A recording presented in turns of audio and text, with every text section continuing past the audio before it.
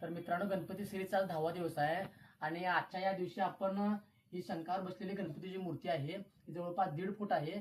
त्याचा आपण आता बॉडी शेडिंग करून घेऊया आणि बॉडी शेडिंग झाल्यानंतर गणपतीचे केस आणि मुंडीर वगैरे रंगवून घेऊया.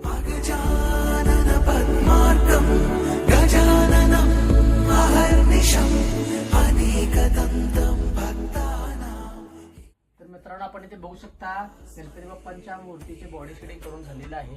आता त्यानंतर त्या मूर्तीचे केस आणि उंदीर ब्लॅक कलरने रंगवून घेऊया.